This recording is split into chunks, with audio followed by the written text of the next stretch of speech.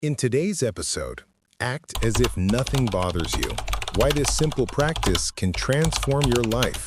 We'll explore ways to bring more clarity, calm, and mindfulness into your day.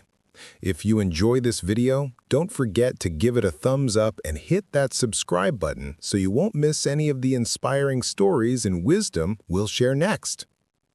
Have you ever noticed how anger doesn't just hurt the person it's directed at, it also burns inside you? The Buddha once said, "You will not be punished for your anger, you will be punished by your anger." Think about that for a second. How many times have you walked away from an argument, still fuming, replaying every word in your head, only to feel drained hours later? That's the punishment, not from the outside, but from within. Now, imagine living differently. Imagine carrying yourself as if nothing truly bothers you, not because life is always easy, but because you've discovered a deeper strength, a calm center that no storm can shake. This is the heart of today's message, learning to act as if nothing disturbs us. It's not about pretending problems don't exist, it's about training the mind to stay grounded no matter what challenges come your way. Ask yourself, what would your day feel like if you didn't give so much power to irritation, criticism, or frustration? Would your relationships be lighter? Would your heart feel freer? Here's the truth. When you stop letting anger or negativity control you, you don't just protect your peace, you begin to radiate it. And that peace becomes contagious. People sense it, they're drawn to it, and suddenly, instead of reacting to life with frustration, you start responding with clarity and compassion. This isn't some distant spiritual ideal, it's practical, it's trainable, and it starts with awareness. Catching that spark of anger before it grows into a wildfire, choosing not to feed it, but to let it pass. Because in the end, serenity isn't about the absence of problems, it's about mastering the way we meet them. And the Buddha's timeless wisdom gives us a compass to do just that. Have you ever noticed how often we rush to speak, but rarely take the time to truly listen? The Buddha once shared a profound truth. To understand everything is to forgive everything. And that wisdom begins with listening, not just hearing words, but understanding the heart behind them. Think about the last meaningful conversation you had. Did you really listen, or were you simply waiting for your turn to respond? Most of us don't realize it, but when we listen deeply, something amazing happens. We begin to see the world through another person's eyes, and that kind of understanding naturally grows into compassion. Listening is more than just a social skill, it's a practice of empathy. When you give someone your full attention, you're telling them, you matter, your story matters, and that can completely change the quality of your relationships, whether with your spouse, your children, your coworkers, or even strangers you meet for a few minutes. But it doesn't stop with people. True listening extends beyond words. It's noticing the silence between conversations, the unspoken feelings behind someone's smile, the way nature speaks to us through a quiet breeze or bird song in the morning. When we slow down enough to listen, we discover life is always speaking. It's just that we're often too busy filling the space with our own noise. And here's the beauty.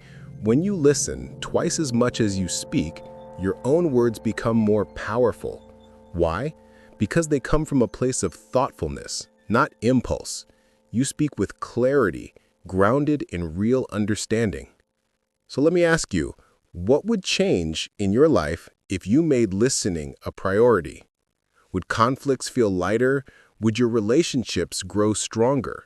Would you discover wisdom hidden in the voices around you? The truth is, listening deeply is like opening a door. On the other side lies empathy, peace, and a connection to life itself. All it takes is the courage to be quiet long enough to hear it. Have you ever felt like your life was being pulled in 100 different directions by what people think, what they expect, or what they should be doing? It's exhausting, isn't it? The Buddha once gave us timeless guidance. Do not dwell in the past, do not dream of the future.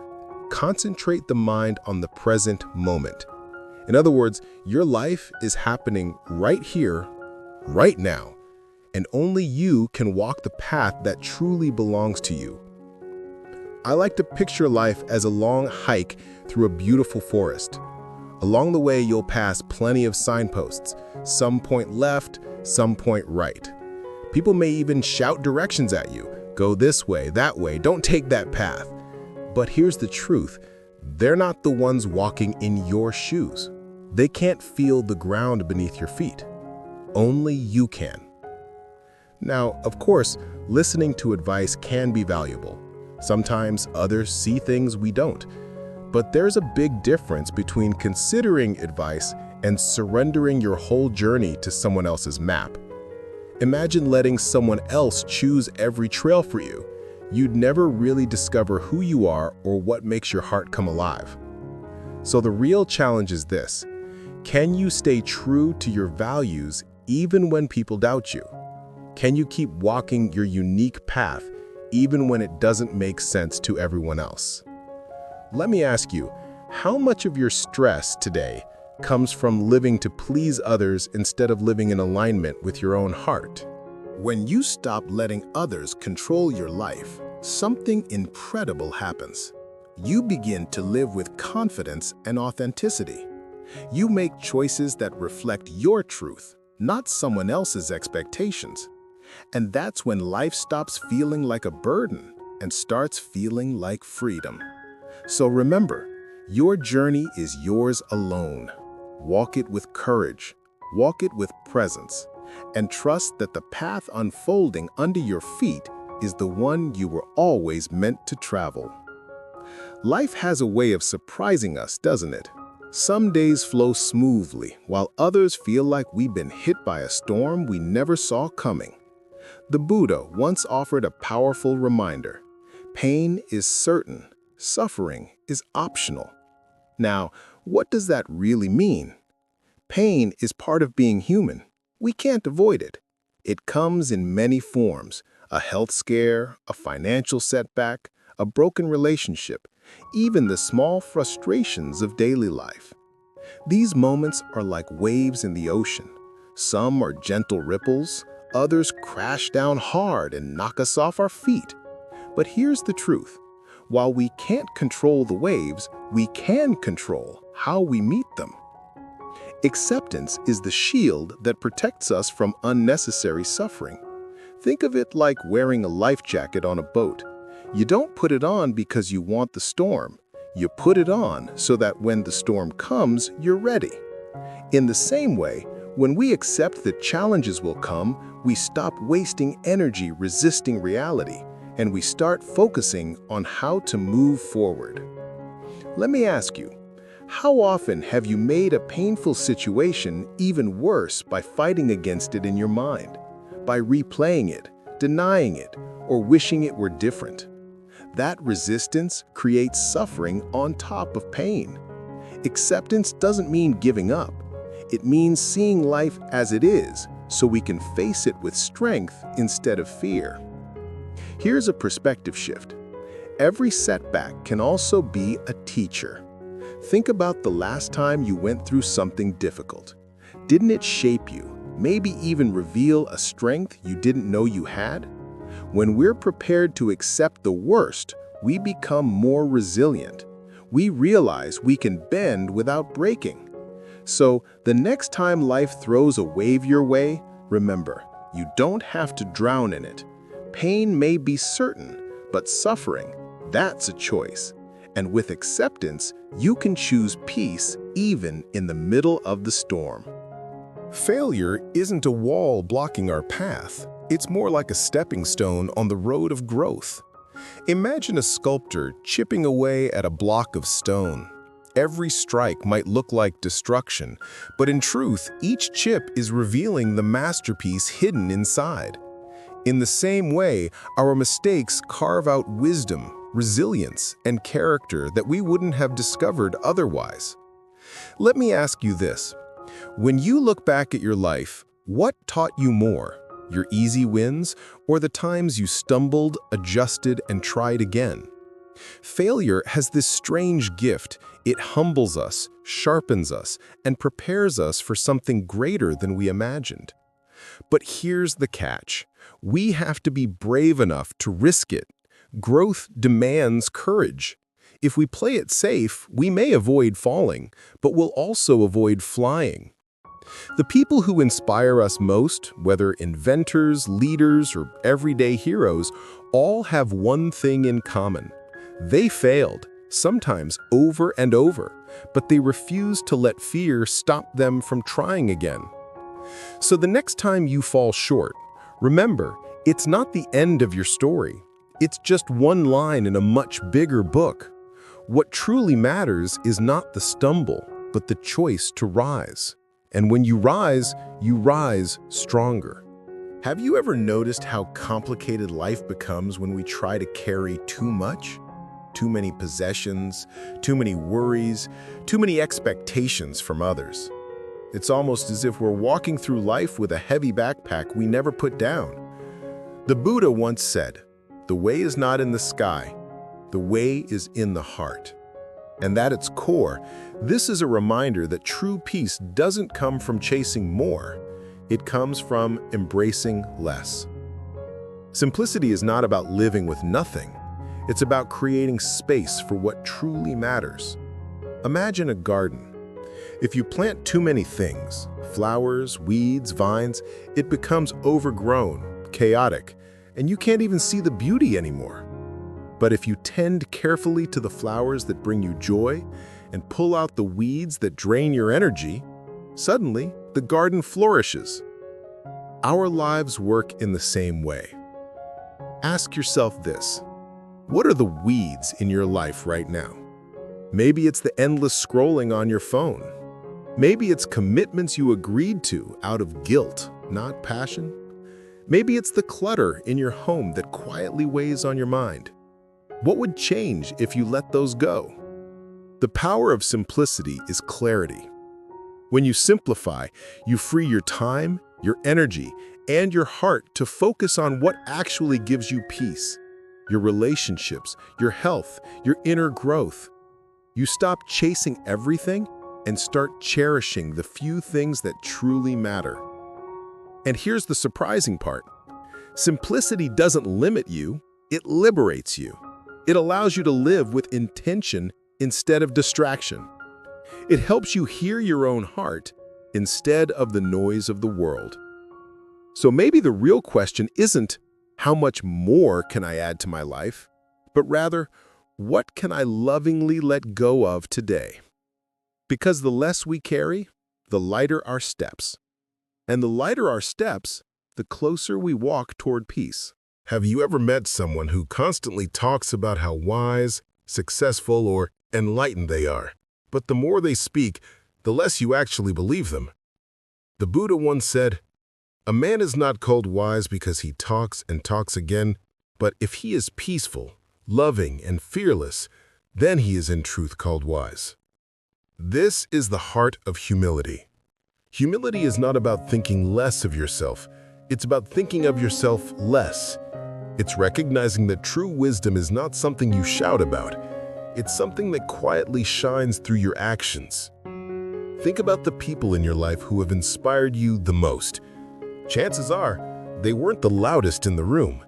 Maybe it was a teacher who listened more than they lectured, or a friend who stood by you in silence when you were hurting. Their wisdom wasn't in their words alone, but in the peace and compassion they carried with them. Humility opens the door to empathy. When we let go of the need to prove ourselves, we begin to truly see others. We become less concerned with winning arguments and more focused on building understanding. And in that shift, real connection is born. Here's the paradox. Humility doesn't make you smaller. It makes you greater. It allows you to learn, to grow, to admit mistakes, and to rise wiser each time. Arrogance closes the mind, but humility opens it wide. Ask yourself this: when was the last time you listened, Not just to reply, but to understand. When was the last time you admitted you didn't know something? And instead of feeling embarrassed, you felt free. The practice of humility is not about lowering yourself. It's about raising your spirit to a place of peace, love, and fearlessness.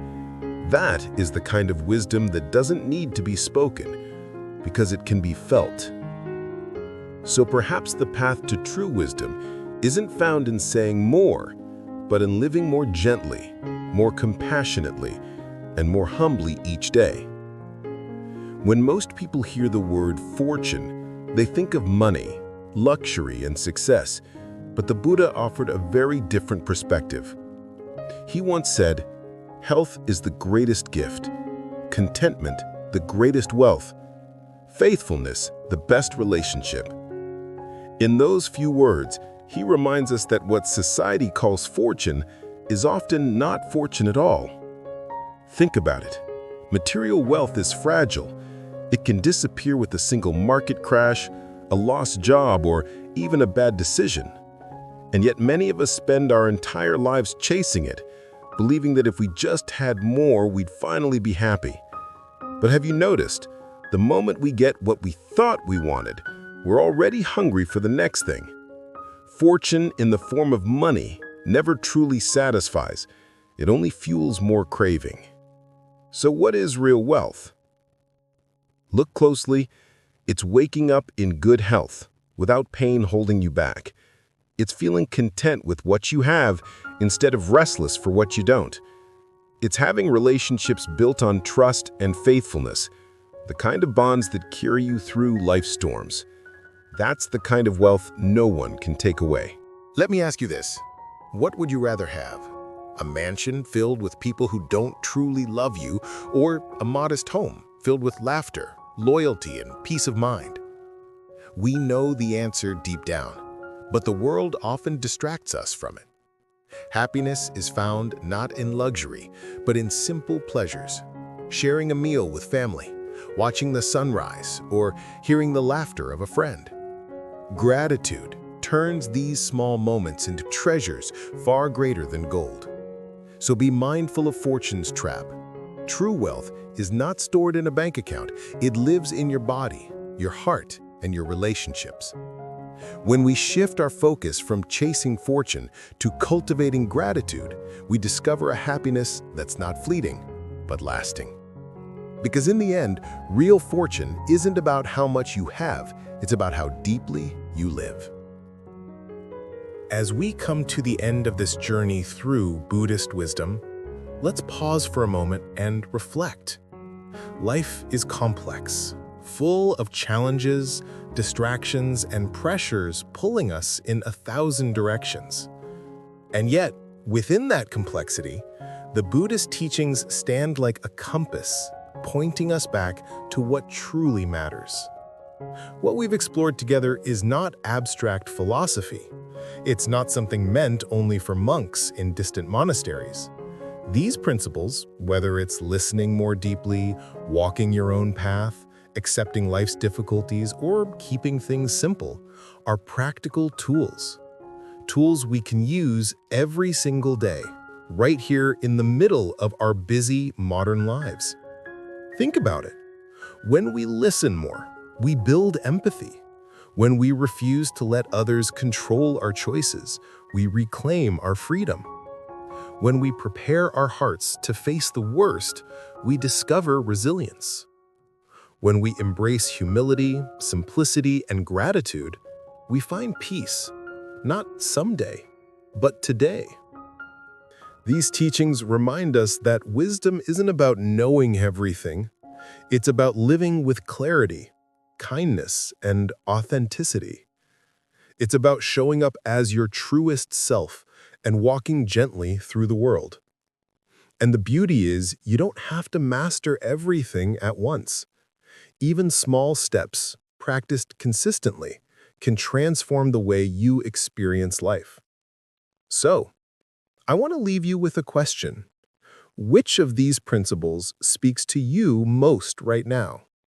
And how might your life feel different if you began living it today? Not tomorrow, not next week, but today. The truth is, the path to serenity doesn't begin in some faraway place.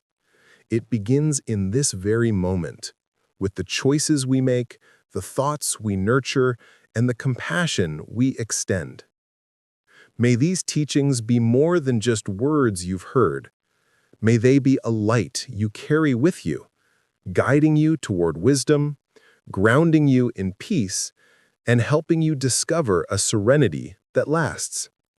Because in the end, the Buddhist wisdom isn't about changing the world outside of you.